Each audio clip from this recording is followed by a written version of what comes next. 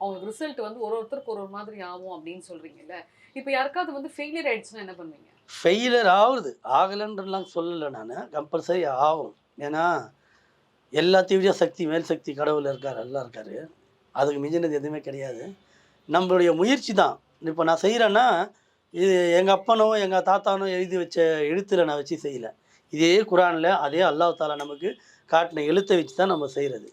ஃபெயிலியர்ன்றது வந்து 1, 2 ஆவறதுக்கு வாய்ப்பு இருக்கு. காரணம் என்ன தெரியுங்களா? இவங்களுக்கு இங்க சூனியத்த இறக்கி விட்டுரும். இது வரைக்கும் 100% நான் வாரண்டி குடுப்பேன் நான் உங்களுக்கு. 200% நான் வாரண்டி குடுப்பேன். இவங்களுக்கு இங்க இறக்கிட்டாங்கன்னா, அதோட அவங்க கிளியர் ஆயிடுவாங்க. ஆனா எங்க போய் தூங்குவாங்க? அந்த சூனியம் வச்சுக்கிட்டே தான் போய் தூங்குவாங்க நெறைய. திருப்பி அந்த எஃபெக்ட் அவங்கள அடிக்கும். அதுக்கு தான் நான் வந்து நெறைய பேருக்கு சொல்லுவேன். சூனியம் பண்ணியிருந்தானா வீட்டுக்கு கட்டு போடுங்க. ம். வீட்டுக்கு கட்டு போட்டுட்டு, நீங்க இங்க இந்த சூனியத்த எடுத்துட்டு நீங்க உள்ள போனீங்கன்னா, அப்போ ஃப்ரெஷ்ஷா இருக்கும். ஏற்கனவே உள்ள கெலிஜ வச்சுட்டு நம்ம இங்கேருந்து கால கழுவிட்டு நீங்க உள்ள போனீங்கன்னா, திருப்பி அதுவும் கெலிஜா தான் ஆகும். அப்போ நீங்க சுத்தம் பண்ணி பிரயோஜனம் இல்லையே. அதனால என்ன ஆகும்னா, பாய் கிட்ட போனேன், பண்ணேன், ஆகலைன்னா பிரயோஜனம் இல்ல.